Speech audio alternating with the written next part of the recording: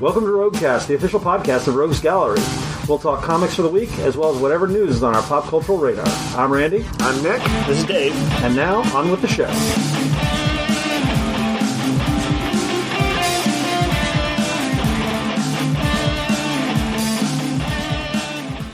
Hello and welcome to the Thanksgiving edition of the Roguecast. Dave, what are you thankful for?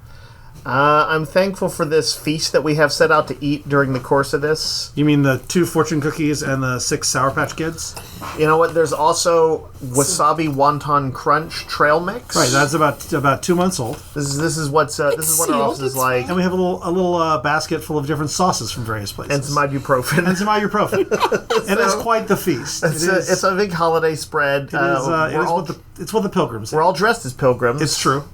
I didn't get that memo. And so that's just your normal pilgrim garb. Yeah. Nick just happened to be wearing pilgrim today. That is a coincidence. Nick, what are you thankful for? This plethora of comics that we got. Yeah, it was a good week. It is a good week of comics. And then we'll talk a little bit about last week's comics. Yes. There were also some really good ones there too. I feel like this was like a stealth good week of comics. Like I couldn't quite tell looking at it if I was gonna like much stuff. Same. And then it kind of came on, and I was like, oh, that was good. Oh, that was good. Yep. This was good. It was very satisfying to read a bunch of bangers in a row. Yeah. There's also some of my favorites were in this week, so that's good. So we'll get to that. Worth noting, we are closed on Thursday for Thanksgiving. Yep. So you can come here and pull in the doors, but there will be no one here to let you in. Yes. Go enjoy your turkey. Go enjoy your turkey. Or whatever you enjoy. Your vegan turkey or your vegan ham. It is your day to nap, to eat food, and play a board game or something like that. I don't understand how you can enjoy a vegan turkey, but sure. And if you're working... Don't hate. I don't hate. No, I that just was don't hate. understand. That was an implied hate. I don't understand. I don't hate. And if you're working, enjoy capitalism. Yeah. Yes. We've all worked through some holidays here. We all have. We've all done our time. And our sympathies are with you. We are also all... we'll be here on Black Friday. Sure. As is tradition for our sale, where if you spend... Every $50 you spend, that's 50, you get a $10 gift coin. Yes. That you can spend later. Or, give out as more gifts. Or come in and treat yourself. Yep. For being such a thoughtful person that you've already done your holiday shopping on Black Friday. Or buy stuff for yourself and then come back for more stuff for yourself. You can do that too. You can leave people entirely out of it. The gift coins are just cool. Yeah. You could even just hold on to them if you want as a keepsake, because it feels like you have dwarven treasure. People do. But I do like giving those out over gift cards. It feels like it feels our personality. Yep. They've got the heft, the weight to it, and Right. and I think when you give it to somebody, it is kind of cooler. Right. And we're a little low on dice bags right now, I think, and they've gotten a little pricey. So if you have a little dice bag or something you want to bring in and fill with coins, you can do that. It's a good way to give them out. We just don't always have the dice bags. It is like then the gift becomes classy and like extra themed up because you got like it's a treasure bag. It's like a little treasure bag. So that'll be Friday. We will all be here at one point or another. Sure. Yeah, it's going to be fun. It's going to be that positive holiday energy and all that stuff. That's already begun. Yep. That is true. That is true. So thank you all for that. That's small businesses in particular need your assistance this time of year, and you guys have always been there for us, and so we thank you for it. That's what I'm thankful for, Randy. Roundabout way. Our customers. Yeah. What a shocker. Yeah. And I just totally did what was expected.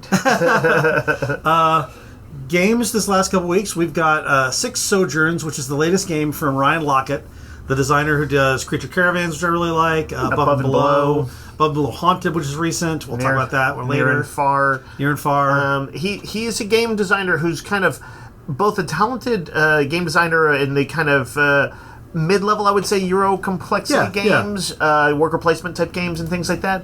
But he's kind of an interesting package deal because he always does his own art for the games. He's an incredibly talented artist, and he's got this kind of cool fantasy world that it's like almost like a little Miyazaki-esque, a little Dark Crystal, a little D&D. It's cool, and there's multiple types of kind of interesting, fascinating races, and.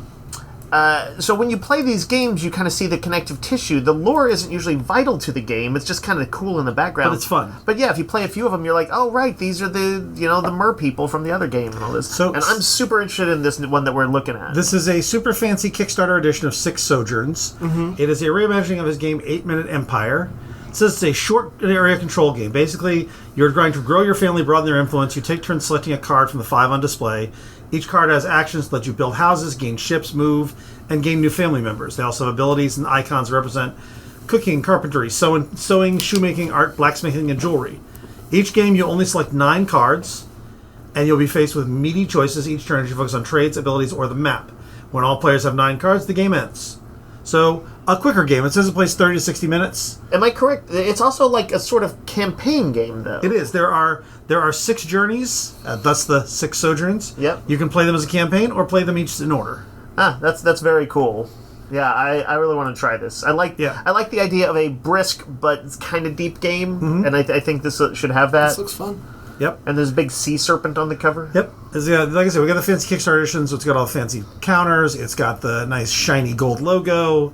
Shiny logo. He's also done like big games that Sleeping Gods was a run. Oh yeah. So. Well, and this actually includes 13 mini expansions. Yeah. That lets you customize your game, each combination creating a unique experience. Yeah. So that's the big I like the idea, we all obsessively played Marvel Snap still. Yep. And, in that, and I guess any deck building game, trading card game, the excitement, some of that is like playing the hand you're dealt, basically, and figuring out what you can do with what you've got. And, I like the idea that 9 hand cards or whatever you get is going to give you a very different game each time. I know he's very good at the idea of like the meaningful choices in the game. Yeah. Another favorite of ours, Dave, Star Realms gets a new fancy 10th edition starter. It has been so when we first started playing this. Yes. It's a little $15 box. Yes. And it was an easy game. This one is $30. But it is all fancy, has counters, a travel box, and the travel box allows you can put sleeves on the card and still fit in there. Oh, nice. Yeah. And I believe it also incorporates stuff from like later sets. I don't think it does. Well, I think it has to because the original game was just a 2-player one, and this must do up to 4, right? I guess that's true. It says 80 card main deck. Okay. And 4 sets. Yeah, so this is a 4-player starter. Right. I think they have refined it a little bit, but it is just simply put one of the best easy to learn, fun to master games that I know of. I've talked about it. We've talked about it any number of times, but just in the basics, it's a sort of you're building a Starfleet from 4 different factions, each of which has fun and cool stuff. There's like all deck building games. There's a buyer's row between you that turns over randomized cards. Speaking of fun choices, and you'll be doing the thing where on your turn you'll be buying to expand your small hand of 10 cards that you start with, and you'll end up with probably like 20, 30, something like that. And but you'll also do the thing occasionally where you're like, I need to buy this just so my opponent doesn't get it. Yeah. And you get cool card synergies. They cook a combo up and do really cool stuff. And I'm still obsessed with it even years and years after playing. Yeah, I play it on my phone all the time. So, yep. Is this new edition called anything special, or is it just 10th anniversary? Yeah, everybody should have this. We got the newest Magic set, Avatar: The Last Airbender. Yeah, people are digging it. Yeah. I like the Spider-Man set. I'm sure the art on this one looks good. Yeah, I've also heard just the mechanics of the cards are really interesting and good. So the buzz on this one is pretty high. We've got the 2-player version of White Castle Duel. I like that a lot of companies are doing these 2-player versions. Yeah. And White Castles are really good. It's about feudal Japan. You have a castle and you're trying to find favor with the shogun. Not the burger. Kind of thing. I was going to say I can't help but think of like it's the one player plays Harold. One player plays Kumar. I guess technically the name of this game is The White Castle. Oh, okay, that's a different thing. I'm leaving out. That's a different thing. Okay. Yes. So feudal Japanese. Yes, you are Himeji Castle, which is a symbol of feudal power, is like you're trying to get control of that by using gardeners and samurai and all this kind of stuff. And the original game is a dice builder. You're basically taking dice and putting on cards. Yeah. And it's a really good game. This is a card game version of it. So it is not just here's a 2-player version of this game you played. It is a completely different game using the same themes and the same mechanics, but as a card game. Oh, that's cool. And I've heard, I did not get a chance to play it, but I've heard that it was good for people who were playing at the board game convention I went to. There's a strategy card game called Guardian of the Four Winds. It says it is set in the world of Quincy's Tavern. I don't know what that is. Okay. We've got a game of competitive deduction for 2 to 5 players called Sherlock: The Game Is Afoot. You're supposed to be keeping track of your clues in your notepad. Okay. You're trying to figure out what the missing culprit card is. Okay, that sounds cool. There's a lot of Sherlock Holmes games out there, or influenced by Sherlock Holmes. But a variant of a competitive one sounds fun. Cthulhu Dark Providence is a Cthulhu game. Says that it's based on a new take on Martin Wallace's A Study in Emerald, combining deck building mechanics, secret agendas, and the works of H.P. Lovecraft. I was looking at Martin Wallace. That name sounds familiar. I was trying to think what he had designed, and he has designed a lot of games. As I'm looking to see anything notable that is like his that you would know. Brass Birmingham is one of the big ones. A pretty heavy game. Study in Emerald is the one they're referencing. He has done a lot of games. This is just a sort of a Cthulhu-esque take on it. That sounds cool. And then we got the world also needs more Lovecraft games. So we also got a Wild Venture, which is a 2-player deck builder. Or it's an engine building game, which is slightly different than a deck builder. Okay, yeah. Your engine dismantles itself, and that's the key to winning. So you're like watching for cards that will go away. Yeah. Okay. This one looks interesting. Haven't had a chance to play it yet. And then we got a co-op game called Quack Together, where you're working together to convey secret images using subtle clues without being too obvious. No relation to Quacks of Quedlinburg. No relation to Quacks of Quedlinburg. Is this like a party game? Yeah. Okay. You're trying to gauge how clear your hints are and predict how easily your teammates can guess your secret card. Hint-based games like Codenames and stuff like that, I sometimes really enjoy. Yeah. I'll be curious. I'll look in on this one to see if it hits my vibe. All right, let's talk about comics. Let's start with the stuff from last week. We're not going to cover everything, but a few notable things. Right, since we didn't do last week, we'll do a quick run-through. Batman Deadpool is probably the most notable one. Yep. This is the DC version of Deadpool Batman. Has a lead story by Grant Morrison and Dan Mora. Yep. And then... Just in brief, Grant Morrison, who is known for his meta-contextual comics, including an Animal Man story where he met his lead character. It's true. He was drawn in the comic. And then you've got Deadpool, the most meta character, talking to the audience of them all. You'll never believe that there is some meta in this. It's fun stuff. Times 4. And then a lot of people want to see Dark Claw again, and without spoiling anything, you will see Dark Claw again. Yep. And the introduction of another amalgam character. Yep. Yeah. Then there's the Hellblazer Doctor Strange by James Tynion, Joss Williamson, and Scott Snyder.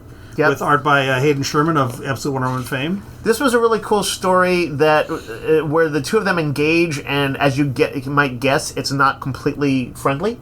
Nope. And but there is discussion about like the natures of magic in the two different universes, and the possibility of DC being darker, or is it? That kind of it's very cool. And sort of while they're talking, they're in you're seeing scenes of battles from other kind of like magic users. Yeah. Right. If there's stuff that's going on that's part of the bigger story of what's happening. I was the reason that I just got a chance to read this today, and I was like, oh, that's cool. It's Mephisto versus Neron. Yep. And I was like, oh, that's neat. And Ghost Rider Swamp Thing. Yep.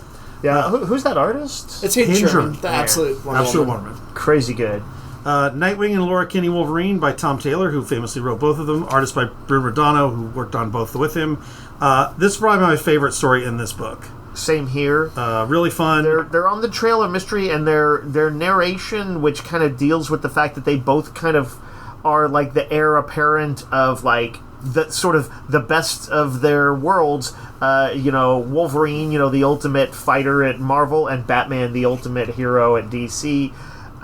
They loom large over both of them. And what's funny is I hadn't quite thought of that when I was like, I'm interested to see them team up, but I hadn't thought about that would be the connection point. Yeah. And I think it's really good.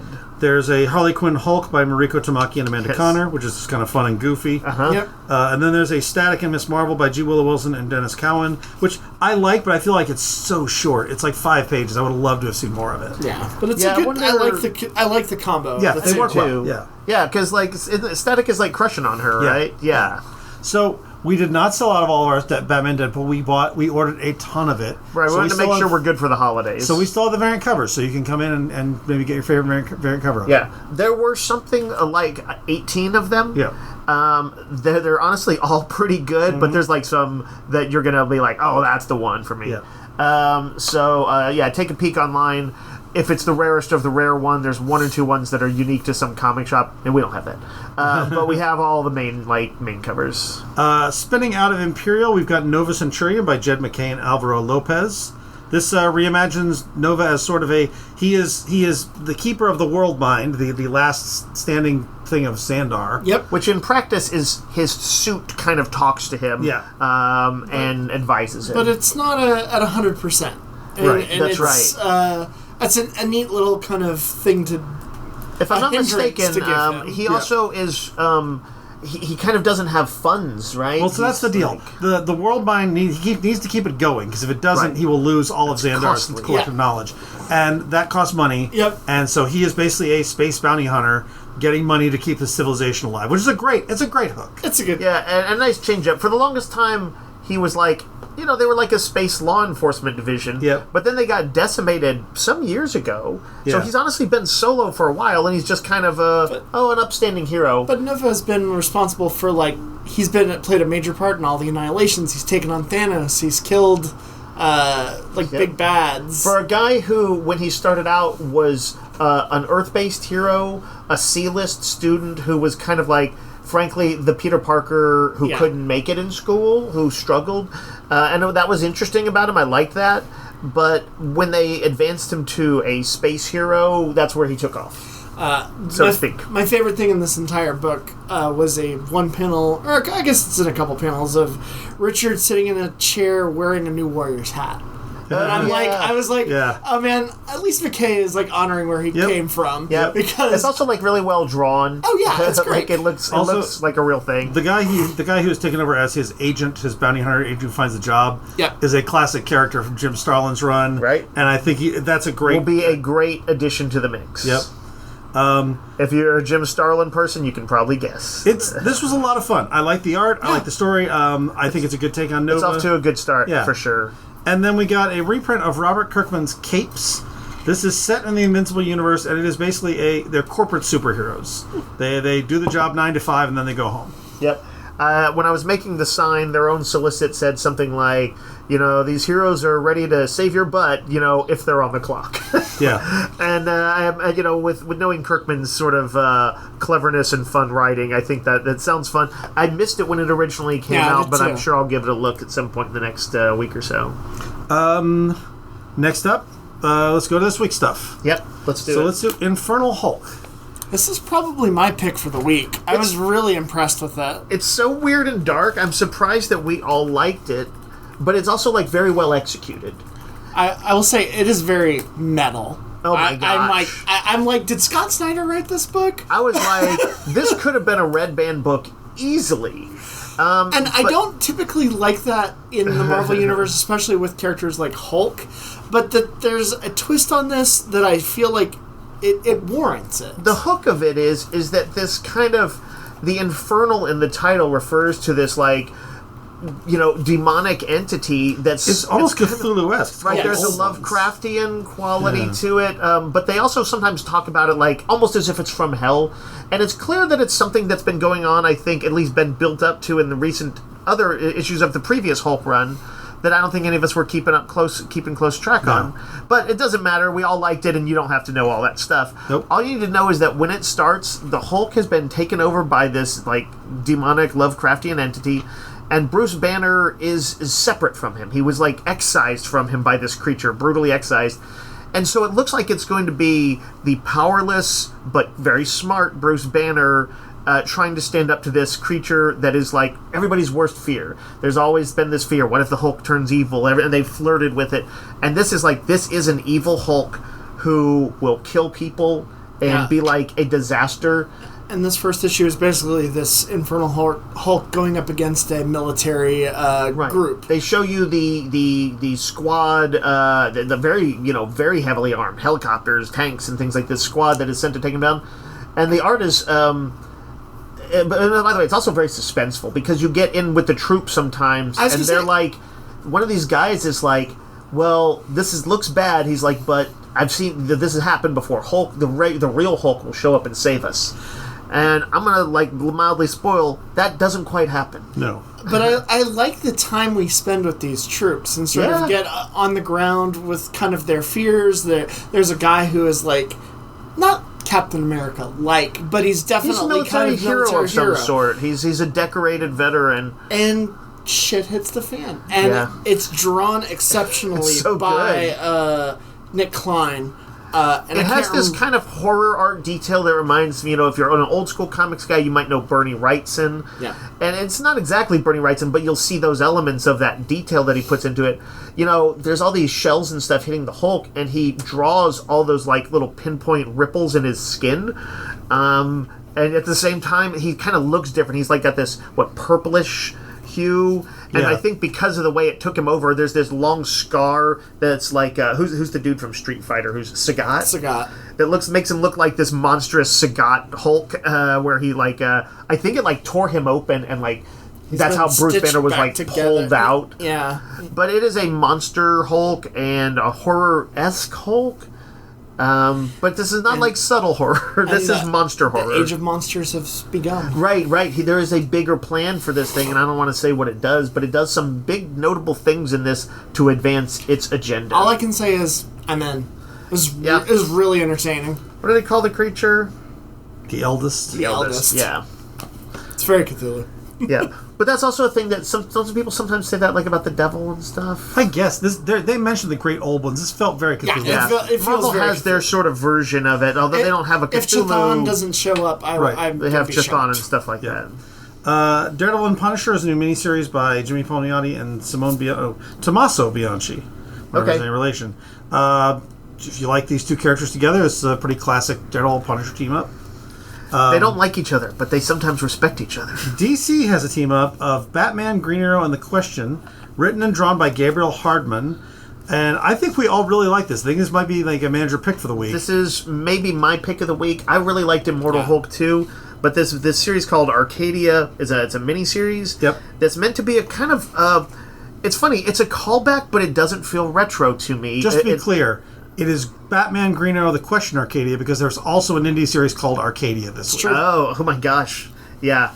I didn't realize this was Gabriel Hardman writing and drawing. Yeah. I thought he was just drawing. No, he's been doing that for a few years now. This is exceptional work by him. I mean, I thought it was art-wise, but story-wise. Banger. Like Green Arrow in his long coat that he's got. Yeah, which looks really like good. Well, so what I wanted to say was to go back. It calls back on sort of the 80s era Green Arrow, which was the Longbow Hunters, which if you read that was almost like a true crime era for Green Arrow, and really well done crime and espionage stuff. That was when he was in Seattle and not Star City, and it was a little more grounded, but it was also very sharply written. But it also calls back on the 80s era of The Question, which is when he was at his height. Right. Denny O'Neil, I believe? Yeah, what's the Question's name? Vic Sage. Vic Sage, yeah. So this is a little bit out of continuity, I think, because... Right, this is a Black Label book. Currently, was it... what's her name is Question? Yes, Montoya. And then it's a Batman who reminded me in sort of tone of the early Legends of the Dark Knight from the early 90s, when it was just kind of somewhat darker stories, not full grim dark, but darker crime stories. This all feels like it takes place around 92, 94. It does. It's in that period. Am I wrong? Does it feel like the Vic Sage is a little modeled after the Justice League They're Unlimited? definitely drawing inspiration from the Justice League International. Right. He's not so conspiratorial that he's always talking about it. He's not into conspiracies. But I think he's he draws as much from there is something from that, but there's also a lot from I was hearing Denny O'Neil. Yeah, agreed. This is a really good. I mean, Green Arrow is one of my favorite characters. Sophisticated mystery. Like Longbow Hunters. Yeah. It feels like it's more like an espionage novel. I don't know who's that, one of those people who write those, Robert Ludlum, stuff like that. And these characters get to be that part in the Watchmen movie where Rorschach's moving around that base in the rain, and he's all badass, and it is Rorschach at his coolest visually, and he's leaping over fences and is taking out guards. Yep, it's like that, but with this really good story wrapped around it. They're not exactly friendly, these guys, but willing to work together. They're not antagonistic. And they do kick some ass too. There's actually some great action sequences in this was really good and a big surprise. I really liked it. DC has another one of their one shots. This is their I Saw Ma Hunkel Kissing Santa Claus. Hunkel is a very far throwback to the Golden Age. Yeah, deep cut JSA character, but like the short version is she's kind of like the grandmotherly figure for the Justice Society. Yep. She's been around, she's done a little heroing herself, but she's a grandma type for them.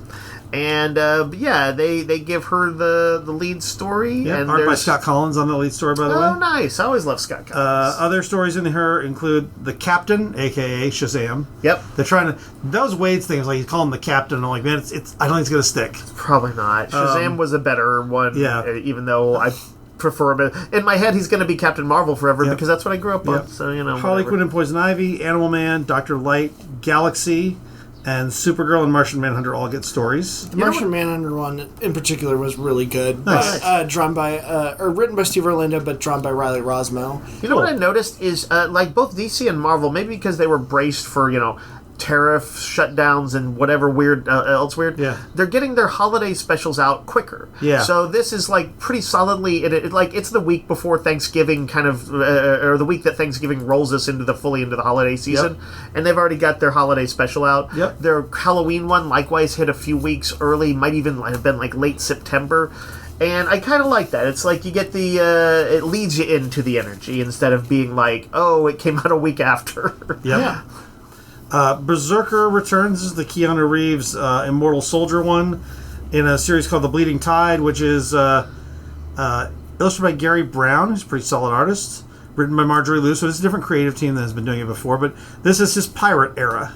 Oh, so if you want to see Keanu as an immortal pirate, this is the book for you. There you go. How I have longed for it. There is this reference, as I said before, an Ignition Press book called Arcadia, which is a very beautiful book about sort of a weird post-apocalyptic. Humans are gone, and there are these humanoid sort of robot characters that are trying to rebuild the world amongst like monsters and weirdness. It's got a little bit of that Horizon Zero Dawn feel to it. Yeah. Or what's the one that HBO did? Last of Us. Yep. Yeah. But pretty fun, and it's some little weird. It's like it has a dog race where there are little robots riding the dogs like jockeys. Like there's some weird little details in this. It's kind of an interesting sci-fi world with some really nice art. Spawn Universe offers up I Saw Santa, a horror Santa themed story. If you're a Spawn fan and a Santa fan, you might want this. DCKO gets its second issue. It feels like we've been waiting a while for this one.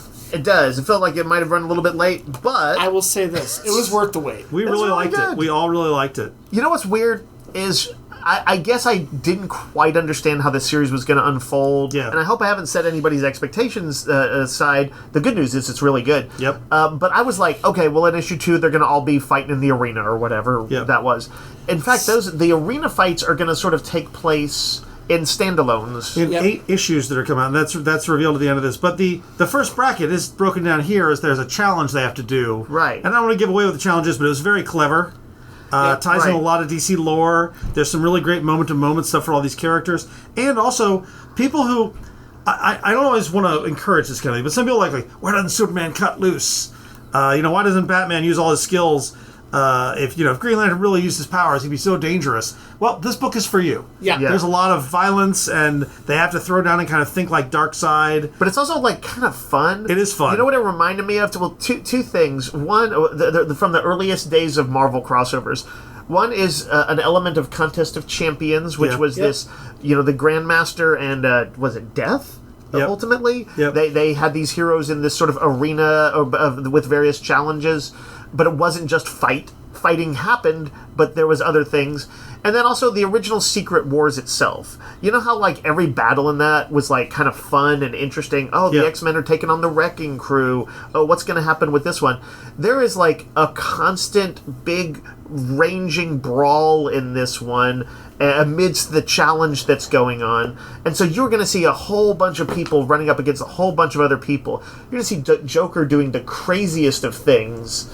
I'm trying to think who all else. Like everybody, like Guy Gardner gets his moment in there. Plastic Man. Plastic Man gets, Plastic Man and Metamorpho, I think, square off. And there is a really interesting thing that happens there. If you forgot that there was a Bro Starro, in the DC universe. I'd forgotten that. Welcome back. Because he gets his moment. Some ridiculous things happen in there, but I have to say, like, I feel like Scott Snyder is delivering on what they kind of, I thought they were promising, which is to say this is going to be a little bit crazy, over-the-top metal, but it's not going to be grimdark metal. It's going to be kind of fun metal, and it is. I also like the stuff with Luthor. Yeah, I thought that was really Luthor interesting. and Superman both get some really interesting scenes in this. They you know... Well, it plays with their dynamic, and I was really impressed with how Snyder did that. Yep. There are 3 tie-ins this week. Okay, I can't remember what the third one is. I only have Justice 2. League, Flash. There's 2 tie-ins. Okay, that's right. There's there was 3. a 4th one, right? Justice League, Flash. I missed Justice League because I've got Flash and Superman. Okay, that's it. Did I miss Superman? I think I missed Superman. Yeah, Superman is like a direct tie into this issue. Yeah, I need to read that. I missed Superman. And it's a good issue too. Yep. They're all really good. Flash and Impulse going back in time and trying to stop this all from happening, and they get confronted by Darkseid's Legion. Yep. Which, if you remember Darkseid's Legion, or if you remember Legion of Superheroes, there's a character who's related to Bart who shows up in here, and I was like, oh, they started referencing it. And I'm like, oh, are they really going to use her? And it was pretty good. It was. So this is like, if you like the Legion, you like Impulse, Flash. This has been really fun. And then the Justice League is Mr. Terrific has put a team of 10 time-lost sort of fragments of characters. I forgot about that. It's good now. And they're invading hell because Neron is like working the villains up. Right. Even while everybody else is fleeing Earth because of the upcoming Darkseid, the pending takeover sort of thing. Supervillains are still trying to get theirs, and Neron's doing a thing. Sure. And so, yeah, this team of time-plucked superheroes are kind of like a good guy Suicide Squad. Like, they kind of know this is a suicidal mission, but they also know that they're just like a 1-second incarnation of the heroes. Because I loved that first issue. I thought it was cool. Randy, I've got to quick read this. I know that you don't like... what do you call it? Superboy Prime. Superboy Prime, but I continue to enjoy him in this. And he's talking with Lois at one point, and this is a somewhat reformed Superboy Prime. Yeah. But he says, I can't believe there's a death tournament and I'm missing it. He's like, I should totally be in it. I'd kill everybody. Heads off left and right. And she's like, I thought you were done with killing people. And he's like, I'm saying I could do it. I'm not that I will. And then he's like, do you have any idea how OP I am? It's super good. It's funny. But there is also some surprise guest stars in this one, and a lot of, like, it is very twisty. I'm having a lot of fun with the KO stuff. I wasn't expecting to. So it's been good. It's nice to be surprised. Age of Revelation has 3 this week. It technically has 4, but we actually sold out of 1 too early. Oh, right. We ordered too low on Deadpool, and so we will get those hopefully next week. But you'll have it in your sub if you're subscribed to it. Subscribers we got. We're working on getting it to everybody else. But the other ones, Cloak or Dagger, which I talked about last time, is a really fun... They're sort of the protectors of this human enclave. They're really dealing with Fenris, the evil Fenris. And there's some fun stuff in there. I'm really digging this take on them. X-Vengers, which find Danny Moonstar carrying Cap's shield and leading a team of Avengers. They meet up... Because they're Avengers, she also includes Cannonball on her team. Yep. So they meet up with Revelation's team, which includes Sunspot. They were all New Mutants together. I like that. And this has some fun stuff where they're sort of confronting each other about things that they couldn't talk to anybody else about. Also, Vision has been infected with the Technovirus. From Warlock. Yeah, like from Warlock. Yeah, and they're running afoul of the Technarch virus in this one. Some nice sort of machinations between mutant and non-mutant forces and New Mutants throwbacks, and really, really fun issue. You know, I know it's not... This is an alternate world thing, or an alternate timeline, but it does occur to me that just as, like, I feel like there's kind of 2 best leaders of the X-Men. There's classic Cyclops and then Storm as well. Obviously other people have had good turns, but those are the big ones for me. And I think New Mutants kind of also has that with Moonstar and Sam. Yeah, I think Claremont back in the day was pretty good at having a little like good equal opportunity leadership. Yeah, for sure. Books. And there's also Expatriate X-Men, which is the version of what was Extraordinary X-Men. So it's got Miss Marvel and a bunch of characters I don't know doing sort of the Marauder thing. They're a pirate ship kind of thing. Yeah. Marauder from like the Krakoa era. The Krakoa era. Yeah. But not the kill all the Morlocks era. Not that. TMNT Shredder number 3 comes out this week. This is the Shredder is off working for some sort of shadowy government organization dealing with a extra-dimensional threat. It is weird superhero alien stuff. It's almost like a sci-fi actioner. I always liked that the Ninja Turtles could veer into sci-fi, kind of the same way the X-Men could. Yeah. That a big part of their lore is like Krang and Triceratons and stuff like that. They mentioned the Utah Empire is mentioned in here, but what's interesting is that it's like spy-fi. It's like science fiction and spy stuff because he is working as an operative for these people who don't trust him. Right. And he is an anti-hero. He's not like off flying in spaceships in this. No. But there's like stuff on the fight periphery. between a guy with a bit of science technology in here. Yeah. It was really good. I forget how good this book is. Also, the art is really nice. Is he still a what I can only describe as a evil daddy? He's an evil daddy. For sure. I never thought it would happen to Splinter or Shredder, but here we are. Invisible Man issue 4. This concludes the James Tynion and Danny. As you called it, Dave. Kind of it's sort of a prequel to the right. What they did is they figured out a thing where it's like there is a climax in this, but it's not about just about him becoming the Invisible Man. Yeah. There is a new plot element that was introduced in the second issue or whatever, and has become a major part of this sort of prequel thing, and it is pretty harrowing. This one had some bite to it, like I think a lot of the best James Tynion stuff does. For sure. For me personally, it's my favorite of the monster books I've read so far. I think that might be true for me too. I really liked it. Detective Comics 1103 continues the Courage That Kills storyline. Brings in Lois Lane and Superman to work with Clark or with Bruce on this. I think Tom Taylor is doing some of his best writing on this. It's so good. I remain a little disappointed that he left Nightwing because I really liked his Nightwing. But he's doing you can't here, say he didn't do a good long He did. But what he's doing here with I forget who is this artist? It's incredible art. It's Mikkel Janin. Mikkel Janin. It is really, really good, and his take on Lois and Bruce working together is really interesting. It is very interesting dynamics. Of course, Batman has this pressing timeline, and he's kind of willing to go into Batman mode, and she's like, I've got my own methods, and I think they will beat yours in some of these cases. Yeah. And she's not a person who backs down, so it's really interesting to see them doing that. And he respects her, but at the same time, he's a little Batman-y, So this is like a really good mystery going on. I feel like between this detective and that Question Batman detective or Question Batman Green Arrow thing, there's two great crime stories this week in superhero worlds. For sure. Absolute Wonder Woman number 14. This continues to be one of our favorite Absolute books.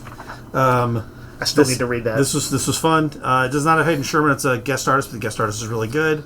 Battle World 3. This is a sleeper hit. I think a lot of people are not picking this up, but it features a throwdown between a Warbird, a.k.a. Sue, who will eventually be Captain Marvel, but at this point is just recovering from her alcoholism. Yep. Very doubtful about herself, and has to basically be their powerhouse and throw down with the Star Brand, who is also from the New Universe at the very height of his. That is Marvel's 1980s New Universe, almost their first attempt at a kind of like an alternate ultimate world. Yeah, but it was realistic superheroes. Except there was a famous thing that basically he didn't. The Star Brand is this big cosmic being end power thing. Yep. He didn't know what to do with it. He accidentally destroyed Pittsburgh. Yep. And it became a nuclear wasteland called the Pit. And so he's dealing with his own self-esteem stuff, which is pretty layered. It's some good stuff. Yep. This is, I feel like, this can appeal to multiple people, but if you happen to be an 80s kid, like Christos Gage draws on a lot of lore, including present day stuff, 90s stuff, but I feel like the 80s kids are going to get the most out of this, and you should be reading this if you're an 80s It's so much fun. The Mortal Thor has its 4th issue, and diverts from the mortal stuff, and actually goes back to Asgard. No. Where Thor's son from an alternate universe, Magni, is there with the Warriors 4, who have now incorporated Brunhilde, the Valkyrie, into their group. I like that. There's some discussion about which of them is the Zeppo. Fandral does not want to be the Zeppo, and neither does Brunhilde. And Enchantress is there, who is apparently Magni's mother. I don't know what kind of... This is clearly stuff that happened in Immortal Thor. Damn, Thor's hooking up with Enchantress? Apparently, or in this alternate universe, I guess he did. I mean, I get it. Also features Ulik the Troll. Yep. Or Ulik the Troll, depending on how you pronounce it. We were trying to figure it out. We don't know. This is a really fun story of like, well, Thor's dead. Who is taking the throne? What does that mean? It's a lot of fun. I really enjoyed this little interlude, and it makes me want to go back and read all of Ewing's Immortal Thor and see how they got good, there. Like, Asgard stuff going on lately, even outside of Thor, because they also did the Doctor Strange or Sorcerer Supreme of Asgard mystery sort of story. It's nice to see that they're as a locale and as a setting and everything that Marvel has kind of, I think, replugged into how cool it can be. If we don't at some point get a crossover between Doctor Strange of Asgard and the Mortal Thor, I will eat my winged hat. Yeah, that needs to happen. Yeah. Escape number 4, which is the World War II with animals, kind of metaphorical. Yep, from Rick Remender. From Rick Remender and Daniel Acuna. Continues to be gorgeous and really thoughtful. I miss reading that as well, and that was after the last issue, which was like the most hard-boiled moment-to-moment thing of like basically him running through an enemy-occupied city where basically there was like guards on every street, and he is just running through every crumbled building, flooded, but like with like toxic chemicals canal, like stabbing people. Like it's like the intense like. It was like a big super chase sequence. Well, in this one, he is basically in someone's house. He has been taken in as being shielded from the people who are looking for him by a citizen. And there's a lot of discussion of like, well, you're basically a Nazi, but you're not a bad person. And they're kind of like, we're doing what we can. So one of the locals, because this is the equivalent of like if he was in Berlin. World War II Berlin, he's being shielded by someone, but the guy's like, hey, I got to protect my kid. Tomorrow you got to get out of here. And there's some good discussion between of what moral complexities there is. That's a nice counterpoint to the previous issue. Yeah, every issue's been different because the second issue is a flashback to him and his girl. And all the normalcy, like and the first issue was all the bomber stuff. It was all on a plane. I think none of us are huge Remender fans in general, but this is really good. I would say for me, it's the best I've hit from him. Also, apparently, Remender, his grandfather was a World War II vet and had like maybe an abusive relationship with his father, and maybe he didn't have a great relationship with his father, and so he talks about that was kind of the inspiration for all this. He got all these pictures after his grandfather died, or his father died, of like kind of researching that his grandfather and was like a war hero pilot kind of thing. Interesting. But also for those who are behind on this, we get reprints of Escape 2 and 3 this week, and we still have number 1, so you can catch up with the whole series. Nice. Cool. G.I. Joe number 26, the Hama edition. This is a series of one shots. They're gonna reprint some of the classic G.I. Joe stuff with a new like text piece from Hama at the back about it. This is a story. This is the story of Snake Eyes and Storm Shadow, the origin of the Arashikage clan. Yes. The mystery of the Soft Master appears in this one. Who murdered the Hard Master? Yeah. Some of the pretty iconic stuff in there. I believe didn't Hama draw this issue? No. It is. He did some breakdowns, and Steve Leialoha. You're right. Leialoha finished it. Yeah, did the finishes. Yeah. But there's some really good stuff in here. I always remember the scene where that dude goes in to rob the pawn shop or whatever where the Soft Master works, and he just takes the gun from him. He ejects the cartridge in like 1 second. It's very cool. We get General Flag's point of view of like when Snake Eyes lost his family. Do we actually learn who killed the Hard Master in this issue? We do not. The mystery is introduced here. Okay, but it's where it is introduced. It is presented as if they're like the Soft Master's like it is definitely the Storm Shadow who did it. But I'd forgotten there is sort of a question even now because we just met 5 issues before Storm Shadow for the first time, and the Soft Master is like the Hard Master told him it's not my nephew. Right before he died, and he's like I don't believe him. He says Storm Shadow did it. Yeah. We'll find out later that it was not Storm Shadow. Right. We'll find out it was someone else, and then we'll find out it was someone else. It's true. He did 2 reveals on who the killer was. I think I remember both of them, but I thought it still was the first person that we thought it was. No, it was somebody else. What was that first person doing there? I don't know. Just chilling? It's like JFK. There were a bunch of people shooting from all angles. Anyway, if you want to this is a great little slice of like kind of the coolest of G.I. Joe in the 80s. Yeah. So yeah, it's fun. And then finally we have Galactic number 1 from Distillery. This is basically a roguish Star Wars kind of thing. It is a little more rough and that tumble. art's really nice. The art's nice. It's like it looks like a European thing. Oh, there's nudity. Yep. The lead is a Han Solo type. His co-pilot is a dog-looking guy. Like, they're definitely riffing on Star Wars here. There's also people having sex. That's how you know it's European. It's classy. We got. I'm sorry, I meant to say they're making love. We got Ultimate Spider-Man #1 Facsimile Edition. That's the original Bendis Bagley Ultimate Spider-Man. Yeah, that's kind of fun to revisit because I do remember that as a very exciting time. The first Ultimates universe ever. We've got Absolute Evil #1 second printing. Yep. So if you missed out on the villain-focused one-shot, that's a big one, which we all liked. That's a big one, yeah. And we've got more Absolute Batman new printing, such that we now have issues 1 through 9 and 12 through 13 in. With number 14 coming in this week, that means you can read almost all of Absolute Batman in single issues still. Yep. If you've been looking to fill in some of those gaps, do it. Take it while you can. DCKO #1 gets a second printing. Unfortunately, when we ordered it, we had a stock of them, so that is going to go pretty fast. Yep. And then some trades. Did I miss any single issues? We got to mention Absolute Batman. I did. He did. Did you mention it hard? No. It's got like Killer Croc, I think. It does. It is. And Bane. It's the conclusion to the Bane. Killer Croc looks crazy in this. I can't quite tell what his deal is. I'm a little behind in this, but I'm interested to figure out what's going on. I do. It's like Scott Snyder is having a moment right now. Yeah, he's doing really good in KO. He's DC's best-selling writer right now through Absolute Batman. Yeah. So congrats to him on that. We got some trades. Free Planet Volume 1. This is the sci-fi series from Image. The Great British Bump Off gets its second trade. Killer Be Quilt. Hawkeye My Life As a Weapon. The first 11 issues of Hawkeye in the Marvel Premiere Collection. The pocket size. Yep. Manga Classics King Lear. Yep. I believe, just having glimpsed through it, it looks like it is the full or faithful, maybe but slightly edited text of Shakespeare's play, but imagine manga characters shouting it and flipping and doing things. Robin and Batman Jason Todd, the hardcover, the collection of the second Robin and Batman series by Jeff Lemire and Dustin Nguyen. Yeah, and those have all those Robin series are good. Like, there's been 2 so far. Yes, 2 so far. I think we would easily recommend either. I really like both of them. I think they're highlights. Yeah. We've got the 7 Secrets Compendium. This is the current creative team of the Children of the Round Table. So this is Tom Taylor's independent.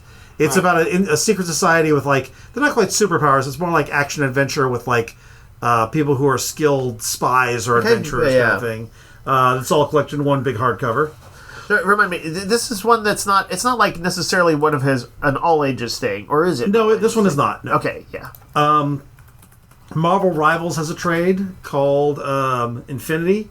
So I believe this is the stuff that was printed in the Infinity, the digital only comics first. Yep. And that's then collected in single issues, and is now in a nice collection. It's been kind of fun in the last year or so to see people coming in off of Marvel Rivals and finding comics, including some ones that are not like the obvious ones, but like Jeff the Landshark has definitely been making a name for himself, biggest through Marvel Rivals. For sure. And because Marvel's put out some really great one-shots and miniseries lately, there's finally some collections and stuff you can get of him, as well as sometimes single issues. So yeah, I'm always happy. We don't gatekeep here. It's true. Coming through a video game, the movies, whatever your entry point is, however you like these characters, come enjoy them. For Christmas, for holiday shopping, we've got the TMNT Last Ronin box set. Yeah. This is a nice slipcase that has the original Last Ronin, the Lost Journeys, and Last Ronin 2. Which basically, is the sequel and a prequel that they did. Yep.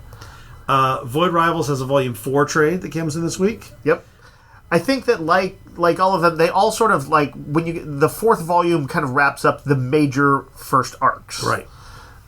So that's going to be kind of the cool conclusion. We3 gets a compact edition. This is the story from Frank Whiteley and Grant Morrison. This is about one of their best works, I think. Animals in battle suits on the run. Yeah. It's very heartfelt and gripping. It's darkly funny at times. Yep.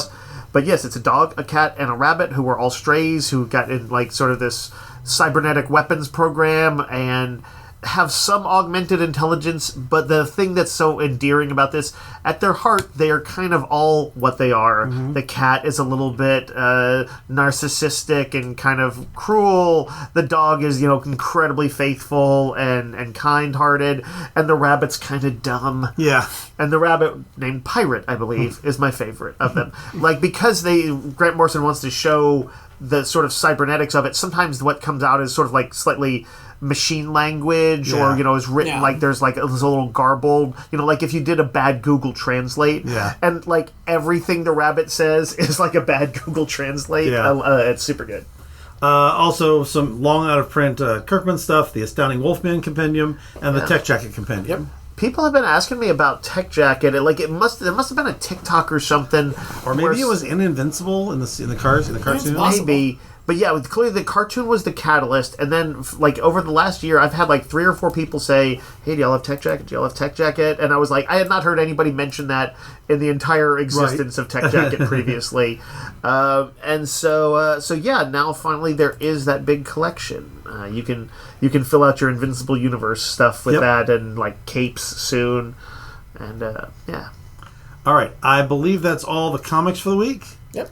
We're going to take a break, and then we're going to talk about some trailers and some news.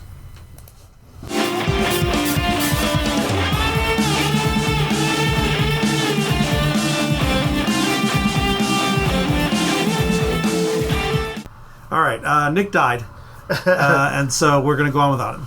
Or rather, he had to grab a quick phone call. Whatever. So we're carrying on the podcast for him, and we'll remember him and toast him. Yes. Pour a 40 out for him. We watched a few trailers. There's almost all of them are continuations of something. But the one I want to talk first is the one that is an original thing. Yep. This is Gore Verbinski, who is known for things including Rango. Yep. Anime. I never saw their animated movie. I never Rango. did. That's fun. With a little lizard man. Fun, weird, little Western lizard man. Pirates of the Caribbean. Right. Also surprisingly good. Very weird. Yep. Talking about the original one, the one that everybody likes. Yep. And then what was the other one? The Ring. The Ring. Which I think is one of the best horror movies. That is quite the range. Yeah. And this appears to be... But he has also had some clunkers. Yes. And has he? Yeah, he did. I think... I forget what it was, but I want to say, was he still doing some of the Pirates of the Caribbean movies? He was movies involved with Pirates of the Caribbean. They got bloated. Yes. Yeah. But you know what? That was... I don't know if you can blame that on him. He was then at the head of this gigantic, juggernaut, and probably was not the only voice in the room. But he did a movie called A Cure for Wellness, which I never saw. Right, I remember that existing. He did Lone Ranger with its Johnny Depp. See, I told you. Yeah. Yeah. So he's made some misjudgments, but this one does look interesting. It is a movie called, let's just say the name of it real quick. Good luck, have fun, don't die. Good luck, have fun, don't die. It is a movie that looks at heart like a crazy looking guy in some sort of slightly futuristic jumpsuit. Played by Sam Rockwell. Sam Rockwell, who I always love. Yep. It's holding up. Was it like a cafe? He goes to a diner. Or yeah, he shows up and starts ranting. Yeah. And I guess it says, here's the premise, Dave. Okay. He must recruit the precise combination of disgruntled patrons to join him on a one-night quest to save the world from the terminal threat of a rogue artificial intelligence. Right. So he's from the definitely future. play it up. Everybody's, I think, or many people have seen 12 Monkeys. Yep. And so he has that kind of crazy guy from the future energy. Yep. But it looks, and it looks like he is not exactly going over well. Nope. It's treated with some humor, too. Yep. And I think there's sort of a... how much is truth, how much is not? Can he pull this off? And what exactly is going on? It's a pretty chaotic type trailer, but meant to be, and it's meant to be. It looks like there's definitely going to be some dark humor in this. Yep. But I thought it was pretty energetic and good looking. It's a fun trailer. Also has Michael Pena, Juno Temple, Zazie Beetz. Yeah, it was an interesting supporting cast. I'm probably gonna check this out when it comes out in February. So yeah, we shall see. It looks pretty good. If it gets good reviews, I'll check it out. We saw the trailer for Super Mario Galaxy, the sequel to the Super Mario movies. I don't think either of us are particularly huge. You're a bigger Mario fan. I've played some Mario games, but you didn't see the movie. But I didn't see the movie, and so neither of us going into this are exactly the target audience. I infer from what we have seen. That at the end of the movie, that Bowser, while a bad guy, got shrunk down and somehow chilled out a little bit.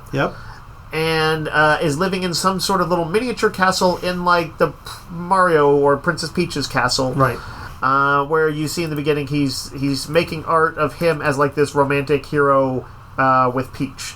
And then there's a little humorous incident there with what I thought was some pretty stock animation style humor that made me groan. And then there's a montage of big things happening. The title of this one is Super Mario Galaxy? Super Mario Movie Galaxy or whatever. I remember when they did that was after the I think that was after the success of the Mario 64, or maybe it was like the first GameCube. Is that what it was? I don't know. One? But Mario Galaxy was one of those ones where you were in fact traveling through the stars. It had Princess Rosalina, who I think was a princess from another world, voiced here by Brie Larson. She's in this. But I felt like I was seeing some schlocky stuff in it. Like, I felt like they were also going back to the well. I know that Princess Peach had been kind of revealed to be like, oh, she may look dainty and demure, but she's a secret kung fu badass in the first one. And here it looks like Princess Rosalina is like a secret, like, magic wand, blow up some bad guys badass.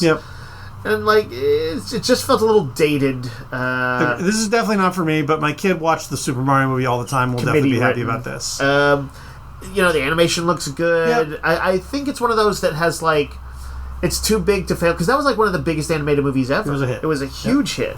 And the funny thing is, like, there was all this pushback. It goes, oh, Chris Pratt's in it. He's not in Super Mario. People don't care. It doesn't matter. It's going to go on. The thing I found interesting also today, Bowser Jr. is introduced in this character I didn't know. He was voiced by Benny Safdie. That's so crazy. The weirdest thing about this to me is the level of voice talent they get for these things is hilarious. So what was the Safdie brothers movie that I really like? Uncut Gems. Yes, the strange connection between Uncut Gems and a Super Mario movie. There's Randy over the course of the games, because the games all tend to just rebuild themselves. It's like, it's another version of Bowser. It's another version of King Boo, or whatever various bad guys. There's various other relatives of Bowser's that show up over the course of the many games. So I don't remember that dude in particular, but he's out to free his father from Mario, and that's at least part of the premise. Anyway, good luck, unless it sucks and is just a committee-written piece of shit, which I think it is. I rescind my good luck. Wow, that's quite a turn. Yeah, I like to be dramatic. Hunger Games: Sunrise on the Reaping. This is another prequel. This is the story of Haymitch. His Hunger Games. It's funny. Haymitch was primarily known as the survivor who was a drunk. Played by Woody Harrelson. I really didn't want any more Hunger Games. But then that Ballad of Songbirds and Snakes came out. That was the prequel that talked about President Snow. And turned out to be really good. I thought it was quite good. And so I'm kind of interested in this one too. The aesthetic of it, they definitely have put some time into thinking up the visuals of it. It looks like that movie, Midsummer. The thing from it looks very Ari different. Aster. It's all out in these grassy, mountainous fields with kind of sort of beautiful scenery and blue skies around them. And there's even this the thing, like almost all the Hunger Games begin with everybody rushing towards this thing to grab a weapon. And there is some sort of monument, this spire or something that they run towards. And but it has the look of like a pagan maypole. And that's what also makes it feel like the like Midsummer. And beyond that, what they're wearing almost even looks like these sort of slightly futuristic, but also slightly medieval kind of robes and longer coats and things like that. Different aesthetics. Beyond that, there is a little bit of samey, because like the lady announcing it is like, oh, I think these are going to be a very different kind of Hunger Games. And I'm like, are they? It's the 50th Hunger Games. Gonna be pretty much the same thing. I think it's kind of like saying this Street Fighter is going to have some new locations and it's going to be very different. Well, there's going to be new locations and some different combo breakers. But at the same time, I thought it looked like pretty decent quality, and I like and the way these sort of interrogate fascism and stuff like that. And always so down for that. I'm interested in it. It's definitely one that I will watch to see how it's reviewed, but I think it could be good. We know something bad happens to Haymitch because when he gets through with it all, he's an alcoholic. Right. I bet he has to kill his best friend or something. I bet he does. Or maybe he just doesn't like it. Maybe he's like, this is no fun at all. Or maybe there's, you know how like in like Smallville there was always like, hey Clark, you know, you should wear more blue and red. It looks good on you. And they're like, oh, it's the moment when he figured out his costume. Yeah. I think somebody's going to be like, hey Mitch, you want a Bud Light? And he's like, no thanks, I don't drink. And they'll be like, I don't know, it's pretty good. He's like, all right, I'll try one. And then the music will be like, dun dun dun. I hope they also like throw in some big advertising there. And it's like specifically Bud Light. Yeah. Like the Running Man that we saw that has the most god-awful product placement. It's terrible, and I know why they thought they could get away with it, because the Running Man is a show within the universe. But they're wrong. But that's wrong. We both noticed it. It was so awful, and they like hung for like multiple seconds on like their advertisement. Not cool, y'all. Not cool. And then finally we got the trailer for Fallout Season 2. Fallout Season 2, I think you and I... Have you played the games? No, not really. I played like... one Fallout on the old like PC version. Oh right, you're talking about the isometric ones. We did play some of those. So I think we both have some knowledge of the world and stuff like that. I've certainly am sort of aware through cultural osmosis a little bit of the rest. But I played only a handful of Fallout 2 or 3 or whatever. So specifics will be lost on me in this, but it is of course direct follow-up to Season 1, and it has more of the ghoul and the ladies who something Purnell. Lucy? Yeah, Lucy. And the other dude who's like one of the Brotherhood of Steel in it, and it seems like they are frenemies. Yep. Sometimes up, sometimes down. She's on a quest to find her father, Kyle MacLachlan, who turns out to have been partly responsible for the apocalypse. Yep. And you see him doing some nefarious experiments and blowing up things. Yep. And maybe there's a civil war within the Brotherhood of Steel. Oh right. I felt like there was like a little bit more of like the Fallout creatures showing up. Like we saw a Deathclaw, monsters, and Deathclaws. It was a sort of rapid cut trailer, so I don't know that I made out a ton of other stuff. But I liked the first season. It looks like fun. I was not in love with it, but I did like it quite a bit. That's where I landed. I think it was good. I didn't quite. So I will probably watch this one. Yeah. I imagine it looked like good quality. Yep. I think it's co-written, co-created by Christopher Nolan's brother. Yes, who also did Westworld. That's right. It's a much more serious and grim version of the future. Yeah. This has they've got the tone there's right. Enough sort of I think his instincts bring enough sort of depth to kind of elevate it a little bit above just being kind of schlock. Agreed. Some news that was not trailers related, but. Remember they were doing the last Ronin live action movie? Right. We've been hearing people talk about this forever. Yep.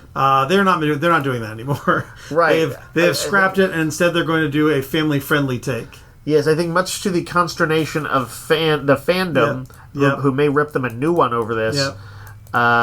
They dropped what was going to be kind of like their Deadpool, their R-rated one, their kind of edgier one. Yep. In favor of more family-friendly stuff. And by the way, I guess, somewhat get like why they would do that, because you know how we were just talking about how that Super Mario movie was like the biggest selling movie of the year? Yeah. Well, I'm sure they're hoping for that. For their brand, I understand it. I think they're misjudging. I think the people who want to watch Turtles are now older people who want their edgy Turtles. I think there is that, but there is also like there's always newbies coming in. Like they do rebuild for every generation. Yeah. I feel like you could have both. I think that's what Marvel has discovered, is that you can have like R-rated Logan and Deadpool, Wolverine and stuff like that. Yep. But you can also do all the sort of normal Marvel movies still that are kind of that sort of PG-13 era. Yeah. The Stargate TV series is getting a reboot of sorts. Not a reboot; it's a continuation. It's Martin Garrow, who is on Blind Spot, the like action-y show on I think ABC. Yeah. He apparently was a story editor on Stargate Atlantis, and he is coming back to run a new Stargate. I am curious. So I don't believe either of us watched Stargate. We saw some of Stargate Universe. We saw some Stargate Universe. We even played an RPG based on it. We did. We did tabletop RPG. And I at the time did a bit of a dive into OG Stargate SG-1 to kind of catch its energy. That ran for 10 seasons, and Stargate Atlantis ran for 5. Yeah. That's a lot of This TV. is a long-running sci-fi series beloved by some for its kind of combination of, I think, kind of like Star Trek-esque Planet of the Week, Monster of the Week, God of the Week that they're going to overthrow, combined with kind of like military adventure. You know, these guys always had some dudes going in with, you know, like assault rifles. Oh, this is interesting. Yeah. In addition to being the creator of Blind Spot, which I was not a huge fan of, he was the showrunner on that reboot of Quantum Leap that I loved. Oh, interesting. And I'm interested in, you know, that makes me a little more interested in this. I was never quite in love with the original Stargate movie. I like the first movie a lot. I always wanted to, and I never quite fell into it. I did like the series more than that, but I also didn't. I wasn't like about to go and watch 10 seasons. But I think we both liked SGU quite a bit. I am curious to see how you rebuild it right now. Yeah. I think there's the potential for that, and I'm not turning my back on you, Star Trek. But I will say, after both the disappointment of the last season of Strange New Worlds and much bigger than that, the acquisition of CBS by terrible people. Yep. Like real fascist toadies. Yep, the worst. I may have to walk away from Star Trek for a while until new management happens. And in that case, I might be looking at something like this, because it had some Star Trek energy to it. I know they went to different worlds and stuff. Well, the good news is, Dave, this one is produced by someone with no moral quandaries, no kind of moral quandaries at all. Amazon Prime. Oh my god! My god. Boy, you go up enough in the pecking order, and you just hit a billionaire piece of shit every time. Right. Well, don't worry. HBO Max is perfectly good, right? Yeah. Listen, it's independent cinema. Look. Clearly. Hulu, though, is owned by Disney, and Disney and ABC have done nothing wrong. Those guys are very chill. Right. Shit. Anyway. Yeah, I may or may not watch this. I think it'd be kind of fun to see what it looks like it's going to be, though. They have an opportunity to reinvent themselves. When you look at some of the other things, like, I know that they did that Willow show on Disney, and, like, that did actually hit... there's, like, a segment of fans that locked onto that so hard that they will forever be heartbroken that it got canceled. Yep. I couldn't quite get into it, but I didn't think it was terrible. But, I know Disney was, like... Or, like, there was, like, the worst of fandom was, like, it's too woke and all this. They freaked out. Yeah. But whatever the case, it didn't take. Yep. And, like, the question is, like, are they going to have one of those, or are they going to rebuild it in a way that works? I'd be interested to see. The thing I'm surprised to be so interested in is FX is doing a Far Cry TV show. Right. Which is by Noah Hawley and Rob Mack from Always Sunny in Philadelphia and I'm saying what the show he does on Apple, Mythic Quest. Right. Rob Mack is going to co-create and also star. Noah Hawley is current Alien show? Noah Hawley did Alien and Legion and Fargo. Yeah, he's got an incredible track record. Basically do no wrong for me. In case people don't know, Far Cry is a video game series, a first-person shooter series, which I've played a number of these, and I really like them. I don't know quite how you got somebody ambitious involved, other than obviously anybody can look at like The Last of Us and see that, okay, you can be ambitious with these things. But Far Cry didn't seem to be a property that would lend itself to it. So I do generally find that these, like, because they do games that tend to be like modern shooty games, but I played like one that was set in like the Ice Age where you're like this badass caveman dude. And that was fun. There was one where you're going up against some kind of Midwestern cultists that I can only say had a certain Red Hat energy to it. And they did one that was like in a sort of pseudo-Cuba where you were like revolutionaries. Right. Fighting a sort of fascist type regime. Yep. And anyway, these games are very fun. And you always get to, like, you can jump in planes. You can do all kinds of cool stuff in it. What are they doing with it? What is Noah Hawley going to do? Noah Hawley says what he loves about the game franchise is it's an anthology. Each game is a variation of a theme, the same way each season of Fargo is a variation of theme. Right. To create a big action show that can change from year to year while always exploring the nature of humanity through this complex and chaotic lens is a dream come true. That's fascinating, and he's not wrong. Each game does sort of reinvent itself with certain familiar controls. He does mention, he says, I'm excited to partner with Rob and bring our shared irreverent, ambitious sensibility to the screen. I think that's interesting. Both these guys, when they do TV, there's always, like, Fargo and Legion and Alien all had elements of, like, this weird dark humor. Yeah. and a sort of quirkiness. Yeah. And I think that's going to work, because that's what the Far Cry has, too. It's always like, it can be dark and serious, but it also will have this quirky, fun element to it. There's running gags. There's certain characters that are used in every single version. Mm-hmm. So there's like this doofus dude who's like, he's even in this Ice Age version. I always felt like they were also kind of progressive-minded. Yeah. Like, I'm in here running the revolution in Cuba, and, like, I'm, like, running alongside some rebels that use, like, graffiti and hip-hop sort of music as to send their message forward. I remember a notable trans character who was one of the supporting characters. And so I'm like, okay, this is like action-adventure, but with kind of a brain sometimes. Yeah. But, like, they are big action games. I think this is going to be a lot of fun. It's an interesting thing. The fact that Zach Kreger is doing Resident Evil, which should be kind of like too brain dead for a series thing for one of the great modern horror directors already, I think. And then you've got Noah Hawley, who tends towards these ambitious projects. He's kind of re-envisioning what Alien as a franchise can be right now in his show. It was one of my favorite things I saw this year. And it seems like he will bring some of that energy the same way Zach Kreger's doing it to Resident Evil. He's going to bring some of that to Far Cry. I will be watching, because I'm a fan of the games. All right, we're going to take a quick break, and then we're going to talk real quick about the new sci-fi series Pluribus and my adventures at BGG Con.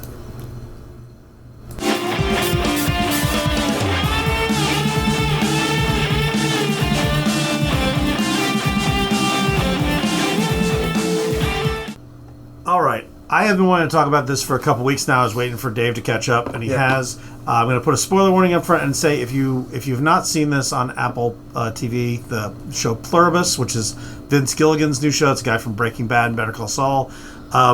Don't listen to this. Just go watch it. Like, you're going to enjoy this so much more if you have no idea what's coming. For sure, it's a show to go into with no knowledge. All right, that's your spoiler warning. And now we're going to talk about Pluribus, the first 3 episodes. Real quick, just because it has a weird name, I'm going to quick say what the name means in case people don't know their American history. Yep. Was this the motto of our whole country? E Pluribus Unum, right? Out of many, one. The idea of being a very melting pot idea. Now, this is not exactly in favor these days. But also, the show is just called Pluribus, which is many, right? Right. So, it takes that commonly known part, and very quickly you will understand why it evokes that phrase and what it means. So, one of the things I want to say first off is that Vince Gilligan is a master of like visual storytelling on TV. Yeah. He is, like Noah Hawley, I think he is a singular talent, and he would never, when you hear him talk, Vince Gilligan is a guy who gives credit to everybody who works in his show. He would always give credit for everybody else, and then surely lots of people, Dupree, whatever. But I think Vince Gilligan at the head of a show is a thing where I will always watch that show.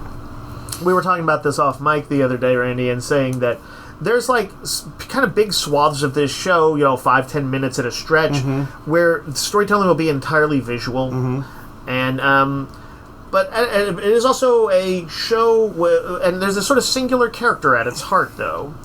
A woman who's not necessarily likable right out of the gates. Right. So the lead character, she's an interesting character, though. It's played by Ray Seahorn, who was a big part of Better Call Saul. Yeah. And she is playing. God, what's her character's name? You guys remember? Nick, do you mind looking it up? Carol. Oh yeah, yes. Yeah, that's right. Because if you think about multiple people saying it in unison, like 20 or 30 people saying it at once, that's a common thing on the show. But she is a grumpy romantasy writer. Yep. She successful. She hates her own work, but she's very successful. If you've seen Misery, Phil Sheldon, whatever, James Caan's character, she's kind of like a version of that where she wants to get, she doesn't seem to be happy writing popular fiction that's kind of schmaltzy. She makes the rounds, she puts on the smile face at conventions, and we see this in the first episode, traveling around with her wife, who is also her manager. Yep. Right. And this first episode is so good because I had no idea. They did a trailer, didn't tell you what was in it. The press didn't tell you what it was about. Like Vince Gilligan kept it as secret as possible. Yeah. Because basically all he sold it to even Apple. They're like, "What are you doing?" And he's like, "It's a Vince Gilligan show. That's what you get to know. It's Vince Gilligan, Ray Seahorn, and it's sci-fi." And he is one of the few names who could do that because people are like, "Yeah, I'm going to check that show out." Sure. And I'm glad he did because I had no idea what I was getting into. So it opens with this like radio telescope. They've heard a signal from extraterrestrials in outer space. They start looking into it. Then there's like this clean room, and they've got some kind of sequence that came through as a communication. And it's very Contact-esque. Yeah. Right. And then it turns out, spoilers, that what was sent was some kind of like chemical sequence that will unite all of humanity into a hive mind. Yep. Right. It does, when they're initially doing it, they have to kind of do it person by person. Yep. Like almost like through contact, a kiss, saliva, Yep. things like that. And then they start packing it into envelopes that people are going to touch. Yep. And then they figure out a way to send it over like cell phone and media signals. Yep.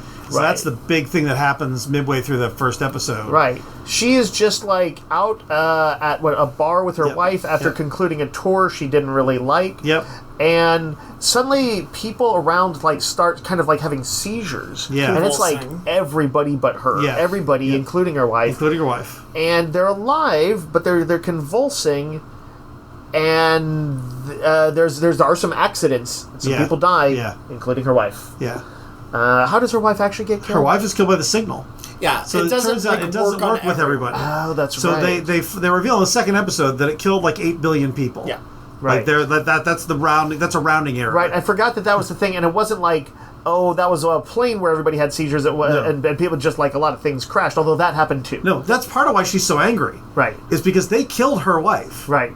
Like she can legitimately say this process they used killed her wife. Which you get the impression although she's kind of a perpetually kind of downer person, probably the one thing she had really that was her anchor. Yeah, for sure. And then people start talking to her in unison, like like a Invasion of the Body Snatchers kind of movie, and sort of doing that thing where like, hey Carol, we just want to help you. Well, it Yeah. starts with a weird kind of instance where she's trying to get back into her home, Right. and the kid, like two kids from next door, tell her where a hide key is. Right. That was like from like 5 years ago. Right, because they have all the knowledge of her wife, since even though she died, her consciousness It's- went into the collective. So It's they know all her unnerving. memories. Every and all single stuff. person is connected to every single other person and has access to all of their knowledge and skills. Also dramatically shown in an episode is a person who is it I forget who's the somebody goes out, it's like an average person, and gets into like a C-130 military plane and just starts powering it up and pulling doing all the right switches perfectly on the first time She's a too. Cinnabon employee. Because and because they have access to everybody who's ever flown that thing, And and she is looks around. the closest. So the person they found, was someone who looked like the female version of the pirate character from her romantasy novels. Yeah. Right.